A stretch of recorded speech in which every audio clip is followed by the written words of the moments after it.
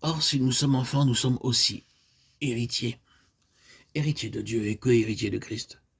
Si toutefois nous souffrons avec lui, afin d'être glorifiés avec lui. Romains 8, 17. Remarquez la profonde inspiration du psalmiste dans le psaume 106, 4, 5. Et avec lui, appropriez-vous la dernière partie du verset 5, afin que je me glorifie de ton héritage. Lorsque nous recevons le Seigneur Jésus-Christ comme notre sauveur personnel, nous devenons participants du grand héritage. Cela prend souvent plusieurs années pour apprendre la valeur de notre héritage céleste. Apprenons-le maintenant. La parole de Dieu est claire lorsque nous recevons notre Seigneur comme notre sauveur personnel. Nous avons le droit, le pouvoir de devenir les fils de Dieu.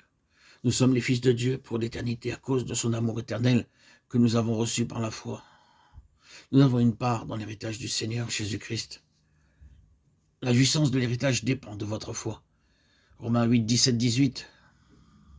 Or, si nous sommes enfants, nous sommes aussi héritiers, héritiers de Dieu et co-héritiers de Christ. Ces choses vont ensemble.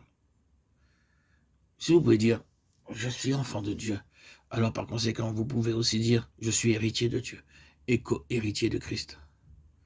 Vous devez croire que vous êtes appelé et choisi pour un grand héritage éternel. En recevant Jésus-Christ comme notre Seigneur et Sauveur, nous entrons dans une participation spirituelle.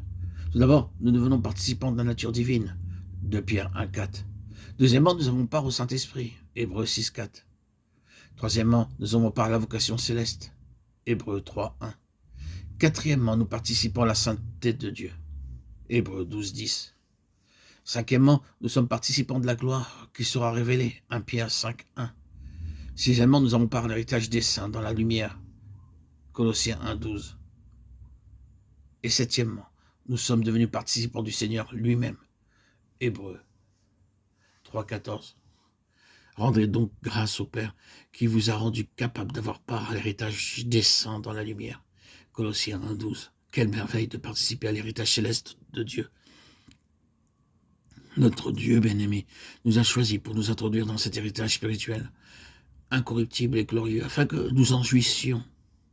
Vous devez croire à votre part dans cet héritage. Il y a tant de croyants qui n'envisagent le salut que pour aller au ciel. Ils pensent que Dieu est miséricordieux et qu'il pardonne les péchés afin d'aller au ciel. Peu importe s'ils n'y occupent qu'un petit coin pourvu qu'ils y soient. C'est ainsi que l'ennemi vous trompe et vous prive de votre part dans l'héritage céleste. Vous devez réclamer votre part et en jouir en vivant une vie de victoire. Le Seigneur déclare dans Apocalypse 21, 7, « Celui qui vaincra héritera ces choses. Je serai son Dieu et il sera mon fils. » Même si vous héritez de toutes choses dans la nouvelle création, vous n'aurez pas de plus grande part que votre Seigneur. Vous direz, il est mon Seigneur, mon Dieu. Je peux aller à lui à toute heure et n'importe où. Dans ce sens, nous avons un avant-goût du ciel sur la terre. Dans les premiers jours de notre vie de chrétien, alors que nous prions, nous envisageons la prière en relation avec les choses terrestres. Nous demandons à Dieu des choses terrestres. Si Dieu répond à notre prière, nous disons, il est un Dieu bon. Mais lorsque viennent les difficultés, alors disons, nous nous demandons, où est Dieu? Où est-il? J'ai fait des bonnes actions et cependant le Seigneur a permis beaucoup d'épreuves. Il m'a abandonné. N'est-ce pas vrai? Vous êtes son enfant. Ses voix sont au-dessus de vos voix. Il vous a appelé à un glorieux héritage céleste et la jouissance de l'héritage dépend de votre capacité de vaincre.